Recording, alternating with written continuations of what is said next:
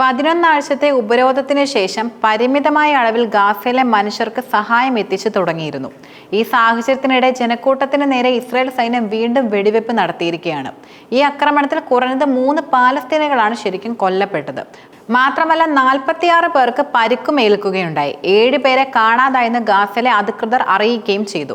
ഇസ്രയേലിന്റെയും അമേരിക്കയുടെയും പിന്തുണയുള്ള ഒരു വിവാദ സംഘടന സ്ഥാപിച്ച സഹായ വിതരണ കേന്ദ്രത്തിലേക്ക് എത്തിയ ജനക്കൂട്ടത്തിന് നേരെയാണ് പ്രധാനമായിട്ടും ഇസ്രായേൽ സൈന്യം വെടിയുതിർത്തി ആക്രമണത്തെ അഴിച്ചുവിട്ടത്. ചൊവ്വാഴ്ച തെക്കൻ നഗരമായ റാഫേലായിരുന്നു ഹൃദയഭേദകമായി സംഭവം നടന്നത്. മാത്രമല്ല സഹായങ്ങൾ വിതരണം നടത്തിയിരുന്ന സംഘടനയായ ഗാസ ഹ്യൂമാനിറ്റേറിയൻ ഫൗണ്ടേഷൻ സംഭവം നിഷേധിക്കുകയായിരുന്നു. പക്ഷേ വിതരണ സ്ഥലത്തിന് പുറത്തുള്ള പ്രദേശത്ത് തങ്ങളുടെ സൈന്യം വെടിയുതിർത്തതായി നിയന്ത്രണം പുനഃസ്ഥാപിച്ചതായും ഇസ്രായേൽ സൈന്യം വെളിപ്പെടുത്തുകയും ഉണ്ടായി. ഈ സംഭവം ഐക്യരാഷ്ട്ര സഭയിൽ നിന്നും ഗാസയിൽ സഹായങ്ങൾ നടത്തുന്ന ഗ്രൂപ്പുകളിൽ നിന്നും വിമർശനത്തിന് കാരണമായിരുന്നു. എന്നാൽ ഇസ്രായേലും യുഎസും GHFനെ പ്രതിരോധിക്കുന്നത് തുടരുകയാണ്. GHF സ്ഥാപിച്ച സഹായ കേന്ദ്രങ്ങളിൽ നിന്നുള്ള ചിത്രങ്ങളും വീഡിയോകളും യഥാർത്ഥത്തിൽ ഹൃദയഭേദകമെന്ന് UN secretary general Antonio Guterres വെളിപ്പെടുത്തുകയുണ്ടായി. ഗാസയിലെ ഗവൺമെന്റ് മീഡിയ ഓഫീസും റാഫയിലെ ഇസ്രായേൽ സൈന്യത്തിന്റെ നടപടികളെ അപലപിച്ച് രംഗത്ത് വന്നിരുന്നു.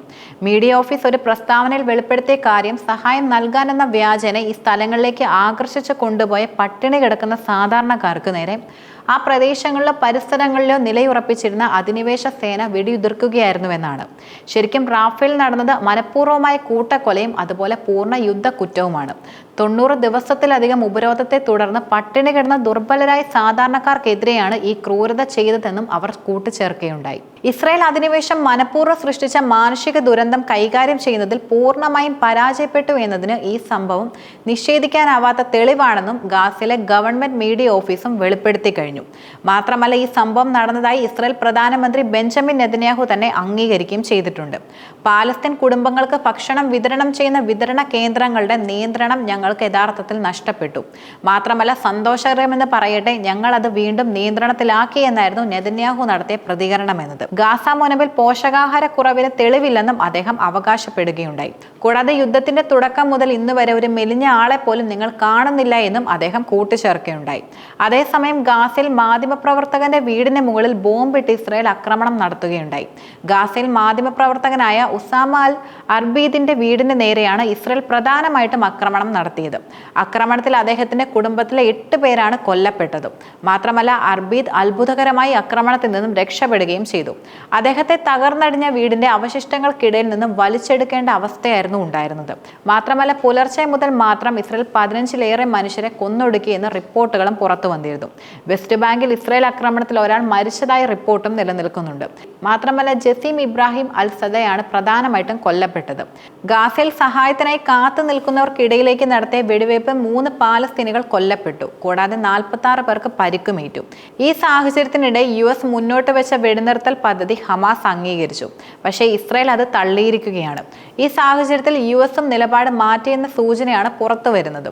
മുതിർന്ന US ഉദ്യോഗസ്ഥർ കരാർ അംഗീകരിക്കാൻ കഴിയില്ലെന്ന നിലപാടെടുത്തതായി റിപ്പോർട്ടുകൾ ചൂണ്ടിക്കാട്ടുന്നുണ്ട്.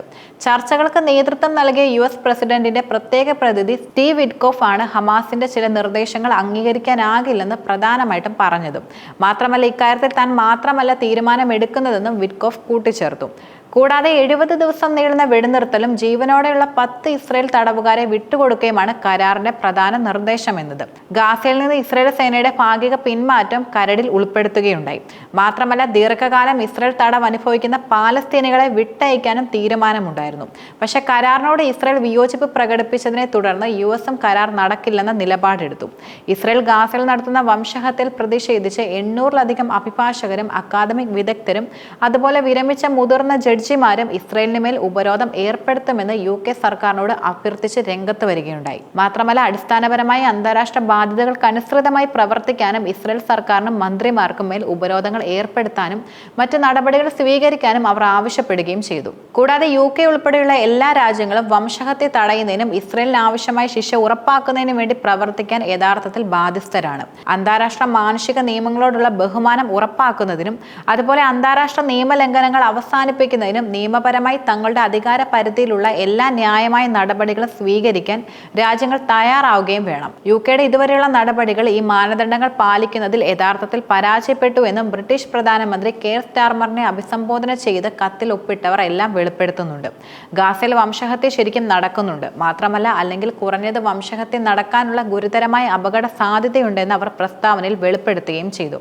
അന്താരാഷ്ട്ര സമ്മർദ്ദങ്ങൾക്ക് ശരിക്കും വഴങ്ങിക്കൊണ്ട് ഇസ്രയേൽ ഇപ്പോൾ ഗാസയിൽ അനുവദിച്ചിരിക്കുന്ന പരിമിതമായ സഹായം, ഭക്ഷണം, മെഡിക്കൽ സാധനങ്ങൾ, അതുപോലെ മനുഷ്യ ജീവിതത്തിന് അത്യാവശ്യമായ വസ്തുക്കൾ എന്നിവ 11 ആഴ്ചത്തെ ഉപരോധമുണ്ടാക്കിയ മാനുഷിക ദുരന്തത്തെ ഇല്ലാതാക്കാൻ ഒട്ടും പര്യാപ്തമല്ല എന്നും 800-ലധികം അഭിഭാഷകർ ഉൾപ്പെടെ ഒപ്പിട്ടവർ അഭിപ്രായപ്പെടുന്നുണ്ട്.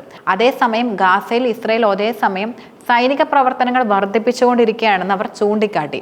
ഗാസയിലെ ജനങ്ങളെ ഗാസ മുനമ്പിലെ ചെറിയ പ്രദേശങ്ങളിലേക്ക് നിർബന്ധിതമായി സ്ഥിരമായി മാറ്റി പാർപ്പിക്കാനും മറ്റു രാജ്യങ്ങളിലേക്ക് കുടിയേറ്റം നിർബന്ധിക്കാനുമുള്ള ഇസ്രയേലിന്റെ 2025 മെയ് പദ്ധതി അന്താരാഷ്ട്ര മാനുഷിക നിയമം, അന്താരാഷ്ട്ര ക്രിമിനൽ നിയമം, അതുപോലെ അന്താരാഷ്ട്ര മനുഷ്യാവകാശ നിയമം എന്നിവയുടെ ഗുരുതരമായ ലംഘനമാണെന്നും അവർ ഉന്നയിക്കുന്നുണ്ട്.